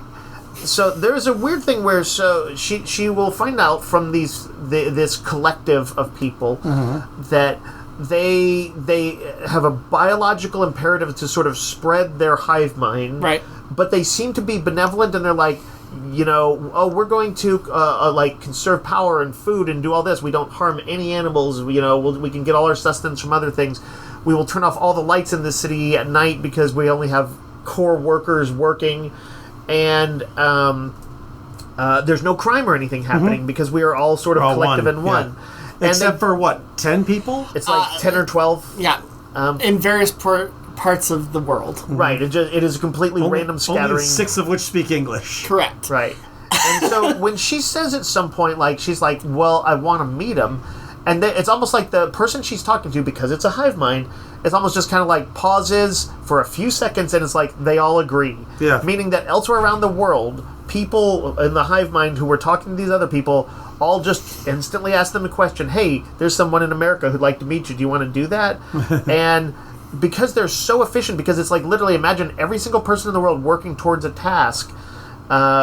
If they want to do something, they can have a plane up and running in like 2 seconds anywhere. Which is demonstrated in one of the best sequences so far, episode 2?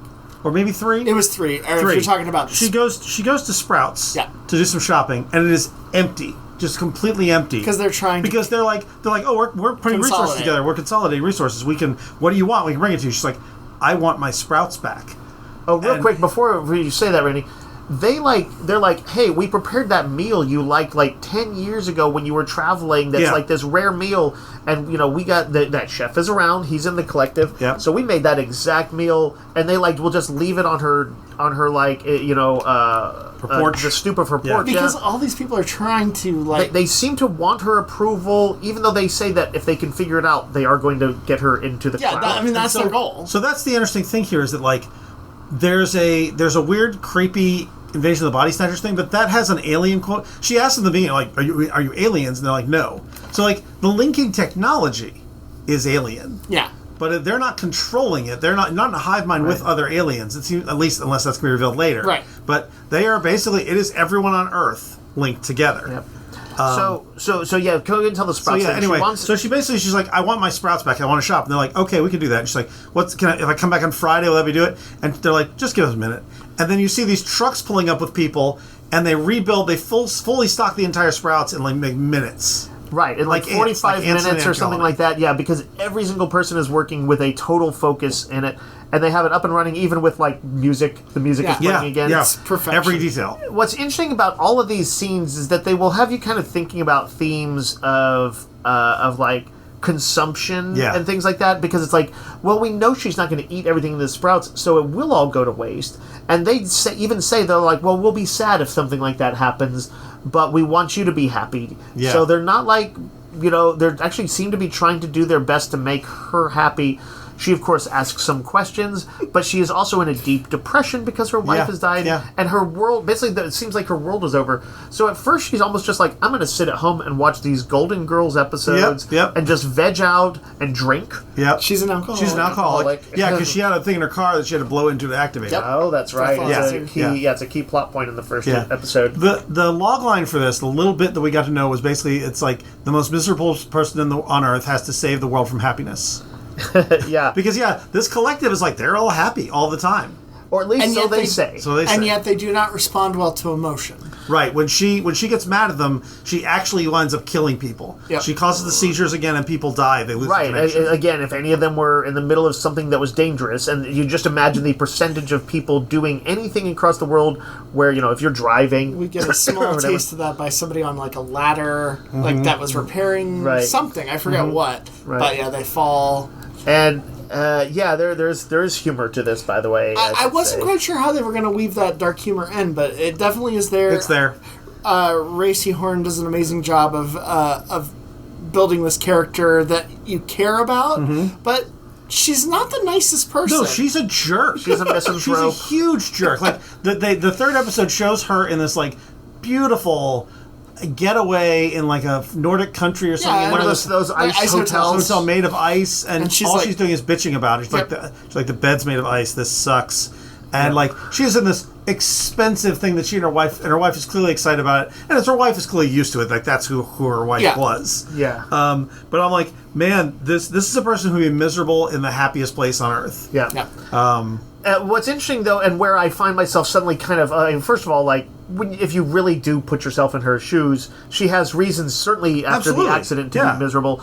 But also, when she meets up with some of the other people who are there's literally about a dozen people on Earth who are like her. The collective of and she meets with 6 of them. Right. Yeah. The collective of beings doesn't know what was different about them, and she meets with them. And at first, she's kind of asking the action movie questions, like, "Hey, are any of you a scientist? Can we get this figured out? Can we figure out how to escape?" And this one dude who's kind of hedonistically living it up. Yeah. Clearly, I can get any meal I want. Oh, I can just ask for beautiful women. Well, the great thing is they're all there except for this guy. Yeah. And she's like, one of them wanted a specific plane, and then Air Force One rolls up, and it's this Indonesian dude who's like, oh, I want to fly on Air Force One. Yeah. Yep. And they can make it happen. But she is asking the questions of, how do we get out of this? And they're like, well, it seems okay so far. Yeah. And they're like, it's not so bad. And, And, in fact, even one of the collectives it includes, the child of one of them. Yeah. Who's, 8 or something like that. And so our lead, Carol, is saying, she's like, that's not your kid anymore. He's some kind of hive mind weirdo. And she's like, no. She's like, that's my son. And then she starts asking the kid medical doctor questions. Gynecological questions. and the kid, because he has that access to information, is able to immediately answer them sincerely. Yeah. And so she's actually arguably very cruel to the collective all the time. Yeah. But I'm like, well, they did just take over the world and get her wife killed. Yeah. Yeah. But yeah, in these instances, the other people seem way complacent. Mm-hmm. And she feels like the voice of sanity in most of those scenes to me. Yeah. Yeah. For sure. And she asked for a hand grenade. Oh man, the hand grenade thing. Yeah. This Learning is exactly how far the collective will go to make Carol happy. Yeah. There's a question and answer session where she's man. I forgot about this. She kind of haphazardly says, like, she's like, oh, I'm having such a great fucking time. The only thing that could make it better would be a hand grenade. And, like, 10 minutes later, there's a knock at her door, and somebody's just holding a hand grenade for her.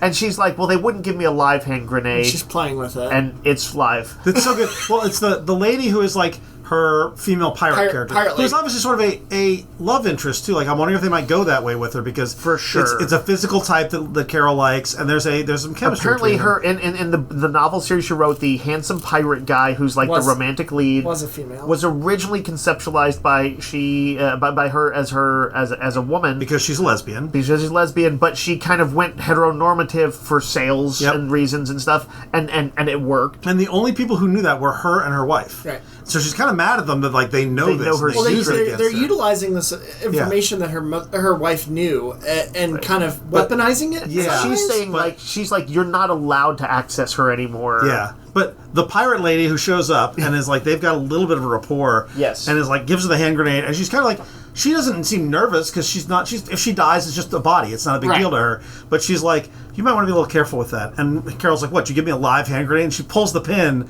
and it's great because. It's not like a panic thing. The pirate lady just reaches in and says, pardon me a moment, takes the grenade and throws it out the window because it's about to explode and kill them both. Yep. Right. Such a great, hilarious, darkly hilarious moment. There's always these little moments. My favorite thing, though, is after that, when they take the pirate lady to the hospital because she took the brunt of the grenade. Right. And a FedEx worker guy comes in, talking for the collective now, tells her how she's doing. And they had this discussion about what would you give me, and she basically is like, "What about an atomic bomb?" And the guy seems very nervous about it, but the answer is, "Yeah, if you told us you want a nuclear weapon, we will give you one." Yeah, but we might have some questions. But we will ultimately give you the weapon. Yes. The way that built up was great because she's like, "What if I ask for a bazooka?" They're like, "We could do that." Yeah. She's like, "A tank?" And they're like, "Yes." Yeah. And you're just like, okay, so there is this weird uber benevolence seeming thing of them. But what's interesting though is I can never tell where this show is going to take me. Yeah. I feel like it could in like 2 or 3 episodes be quite a different show. Yeah. I'm excited. I'm like we all are. We're an episode behind. Yeah. I'm excited. I cannot wait to episode 4. This is one of those things I watch almost as soon as I can. The only reason I haven't this week is because I was at a game convention and stuff. You know what I want her? I had a friend I saw online who was frustrated because she wasn't asking the questions he would want to. Yeah. And we're all kind of like nerdy gamers and we're used to doing investigations in D&D. She's not that. She's not that. She's. But I mean, she did ask questions. She was hoping that the remaining humans would want to band together to sort of find a solution. She does not want to be the leader of this group. So you know what I want to ask the collective in it? I would be like, do you have any spark of creativity? Yeah. Will anybody of you ever write a song again? Or are you content to just be linked to somebody who could write a song? Right. Yeah. Will there ever be a new dish created, or are you just we know all the dishes that have been made so far? Right. Will any of you ever have an individual personality, or are you all going to be kind of all benevolent all the time? Right. Which is what makes this sound like a living hell to me. Right.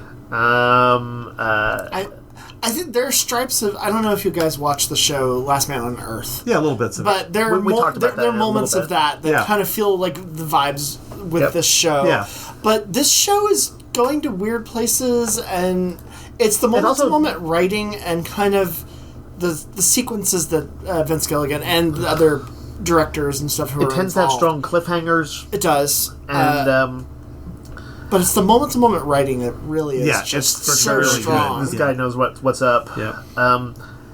What was I going to say? Oh, it also has me thinking about, like, this will have you thinking, the things that we could probably accomplish if we did band together and put all our resources together without political divisions and things like that. Yep. Like, I feel like there's going to be something that's going to happen in the next few episodes where they're going to be like, oh, yeah, we cured cancer or something like that. And it's just going to be like bonkers because it's just like, oh, yeah, imagine if you weren't rivals with everybody in the world. I'm wondering if there's going to be a fracture. Like, something Carol does is going to fracture the hive mind in such a way. I don't know. The one that's her pirate lady, as she calls her, I feel like... She will corrupt in some Yeah, like, I fashion. feel like she could, but, like, I don't know how that would work. I don't know. It's a great show. Yeah. We've spoiled a lot of it. It's not really like anything else. No. When you're watching it, you're going to be like, this does not play out like any other show, really. Yeah. It's closer to a sci-fi or even a horror movie, and yet it's not really portrayed that way. So it's a fascinating watch just for something very different. It is my favorite show. This year has been, I've got, like, my top 10 shows are all 10 out of 10 shows. Like, any one of them could have been a number one show, and this one zoomed above all of them. You know, I do think people, it's a very different show, but if you kind of like the combination of humanity and slightly weird sci-fi-ish elements of, say, Severance, I'd say this is the kind of show that should probably be on your radar. Oh, for sure, yeah. So, BGG. Okay. So as I referred to earlier, I did go to a convention, the BGG Con, which I go to every year. It's in Dallas in November. It's tied into the Board Game Geek site, which is a big review amalgamation site. Yep. And went with some friends and played about 20 new board games. And I was going to quick run down some of my favorites. Moon Colony Bloodbath, which we have had. We're sold out of. It's supposed to be coming back in early December. This is from Rio Grande Games. What a title. It is from the creator of Dominion, the original deck builder. Well, yeah. This does a thing I've never seen. The deck built is a communal deck. So everybody's building cards in the deck. You're each playing a mad scientist who's building a moon colony. Yep. And you have a set of what they call perk cards. And those perk cards might be like, you get 2 population, or 2 metal, or 2 food, or a card whenever it comes up. And you can put those cards into the deck, and then an event will happen where you are the only one who gets a thing that turn. Okay. But otherwise, you're getting collective. You get 4 actions that are represented by action cards. Yep. And then between the actions, accidents and things happen that kill your population. Yeah. And things keep happening, like events keep getting added to the deck that kill more population. Then robots get added to the deck that kill your population. And your population is represented by little tokens, and also by the buildings that you build, which are cards. Everybody has separate buildings that they build on their cards. The buildings give you abilities. I had a greenhouse thing which let you reduce resources. If you had boxes on your buildings, you didn't have to use food to keep them alive, that kind of thing. So it's resource management. It's a deck builder. But basically, the end game is likely going to be that you all die, and whoever had the highest population when a moon colony failed is the winner. Okay. You can get, I think it's 13 rounds in, you can get to the finale and actually build your moon colonies and have it sustainable. But that didn't happen in the 2 of the games I played. This would be like playing a hard co-op game that's like rarely won. Yeah. But the thing is, like, it's not fully co-op because you'll throw things in that will fuck over the other players. Right. On my last turn, we were getting low on population, and when you run out of population, events happen. You have to destroy one of your buildings and take those population back in. So we built at the very end. We had this building that you could spend like 15 metal, which is a lot. Most of them cost like 3 to 6. So it was too late in the game. We found this thing cost 15 metal and gave us 20 population, whereas most of them are like 6 to 8. Right. So like, okay, great. We're on the down cycle. People were starting to lose people, and so we built this thing. But when you build it, one of the effects is it puts another event into the deck. Oh, okay. So we made it accelerated the decline while building a population to keep our population alive. And indeed, the next turn, our dome got destroyed, and we had to pick those people back in. But it is competitive and cooperative and super fun. What was the Marvel deck building game called? Marvel Champions? No. Legendary. Legendary, I believe, was somewhat similar in the sense that you all had to work together to stop the major villains. Right. But there was still, like, the game was ultimately about, like, who can achieve the most within that. Right. Who can take down the most bad guys themselves. But it's like, if you didn't stop Dr. Doom on that villain track, then everybody loses. So this was a ton of fun. Really easy to explain. I'm not sure how much replayability it would have. Like, I feel like after a certain point you might know the cards, and maybe it'd still be a blast. But I really like this game. Like I said, it should be coming back in early December, hopefully. Okay. Above and Below Haunted.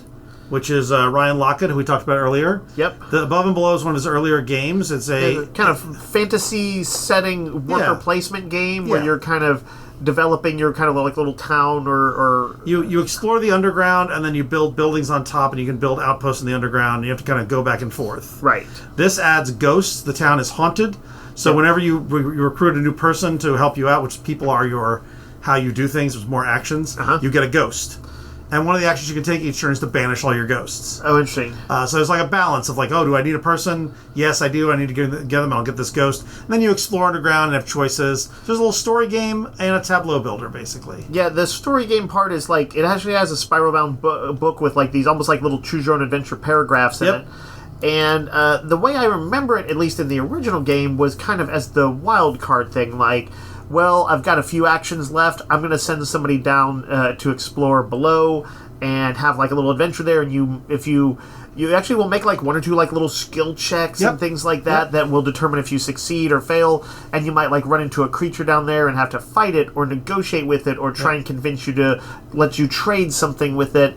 But basically, you could have sort of bad things happen, but you could also, like, if you played your cards right, you could sort of swing and get a good wild card win. This adds a mechanic where there are two different kinds of underground cards. There are some that are harder, but will give you better rewards. And so you can risk more if you want to. Right. It's essentially a kind of a risk-reward, pressure-luck sort of thing.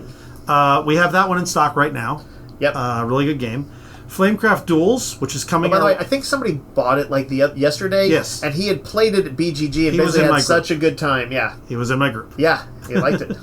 Flamecraft Duels is on its way. We actually kickstarted, so we'll get the fancy Kickstarter editions. I played this. If you know Flamecraft, which is the one where you use like the little dragons, we've sold a ton of that game.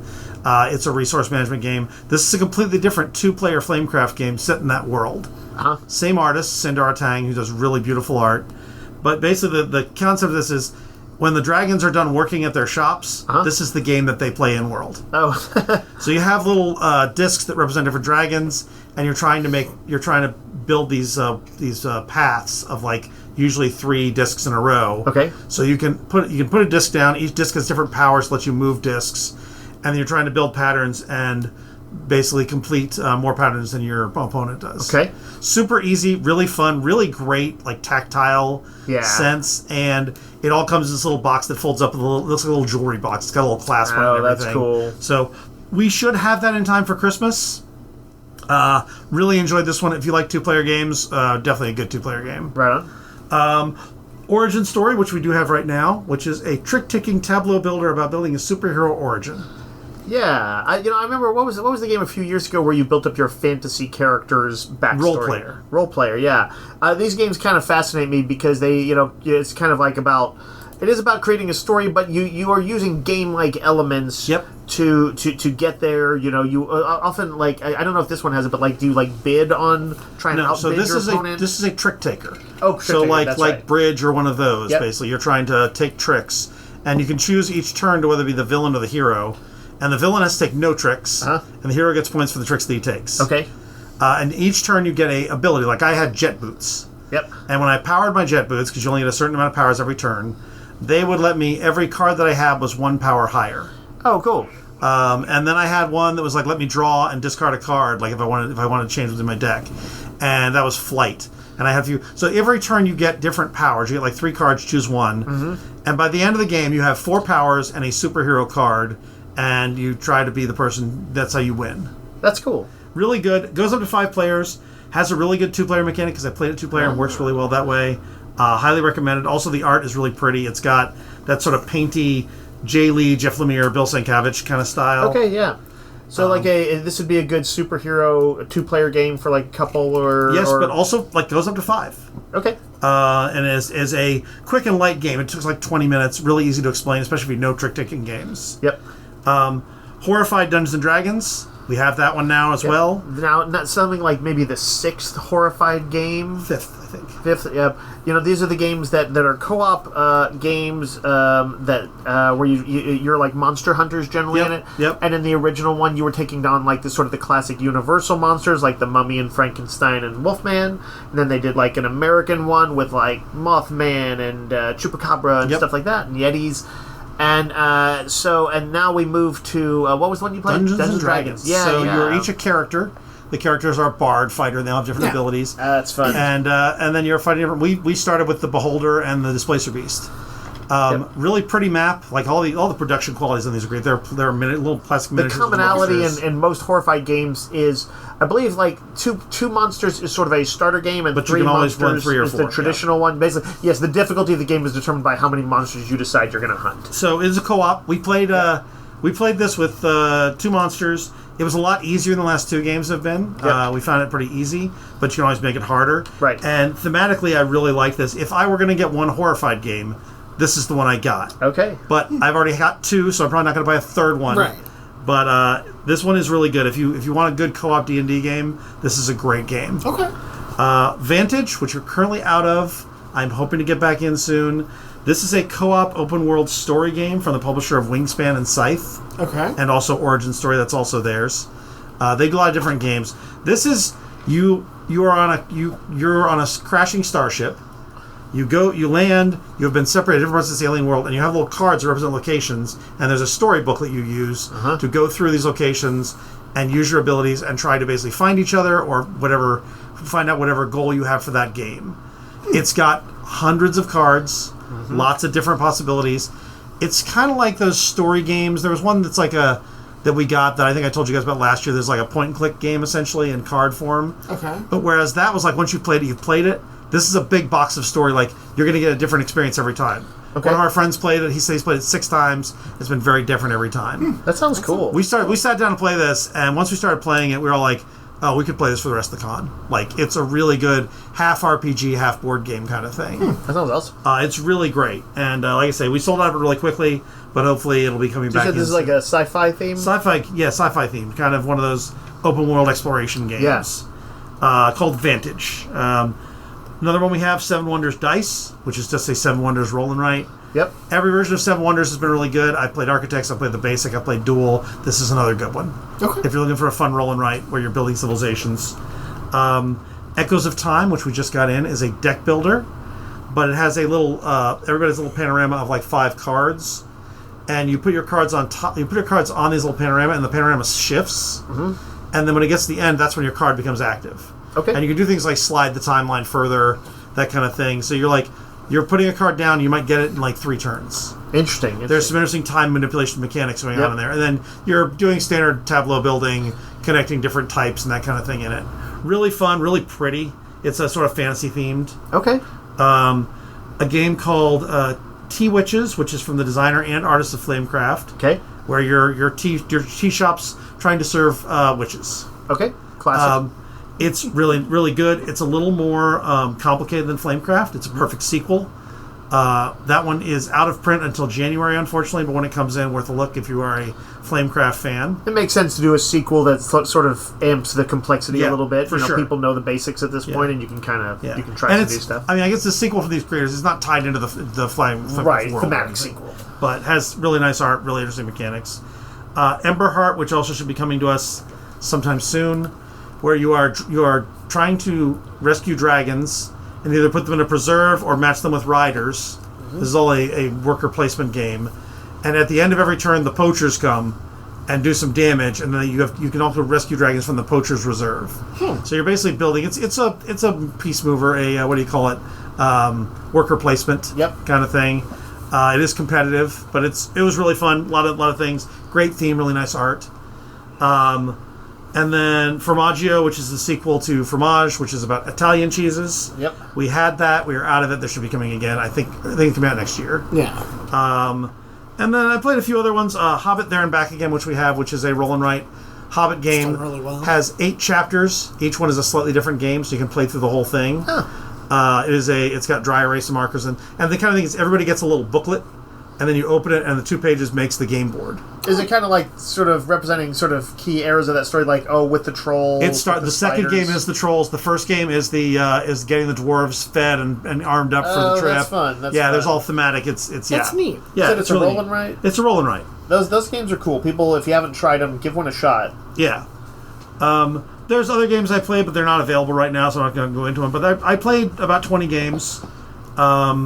And of the ones I played, my favorite definitely was Moon Colony Bloodbath. Right below that was Above and Below Haunted. I would say both those are really great games. Okay. So, it was a good time, as always. I also played a game we're getting next week this week called Galactic Cruise. It is a heavy game. You are playing. It's a big box. You are playing a company. You're part of a company. You're trying to become the CEO of a galactic cruise company. So you're like recruiting people using ads to come into your cruise, and you're putting stuff in your ship like a yoga studio or whatever will be a fun thing. And then you're taking them to different planets where they can different adventures. And throughout all of this, you're managing your resources, launching rockets, trying to make the best cruises for people. Okay. Great theme, beautiful artwork, like a really heavier than something like Ark Nova or Terraforming Mars. Okay. But if you're in for a longer game, it is a really well-designed longer game. Okay. And it is a lot of free-play value because there's so much stuff to do in it. Right. So, yeah, definitely worth a look when that comes out. I think that's all the games. I mean, I can talk at length about the con, which was really fun, had a great time. But those are sort of the games that I loved out of it. I'm putting together my best of games list for the year, and there were a lot of good games released this year. That's nice. That'll give, like, a lot of these sound very cool. Maybe some good stuff to play with friends and family over the holiday season. Yep, and for sure. December and January and all that stuff. And it sounds like thematically you could find there is a bit of something for everyone. Oh, for sure. You're that Lord of the Rings person. You get that Roland Wright for The Hobbit. You know, if you like the kind of, like, the conceptual Euro games, like was it Fromage? Yep. And its sequel. And then there's, some Above and Below and all of that stuff. Or, was it what's the Moon Colony one called? Moon Colony Bloodbath. Fantastic title. It is really, it's good. No, it's fantastic. All right. That will wrap it up for us this week. We hope to see you all on Wednesday or Friday this week. Yep. And hope you have a good Thanksgiving if you're celebrating. And until next time, Yo, Joe. Roguecast is a weekly podcast broadcast from Rogues Gallery Comics and Games in Round Rock, Texas. You can find us online on Facebook and at www.roguesgallerytx.com and email us comments or questions at roguesgallerytx@gmail.com. Thanks for listening.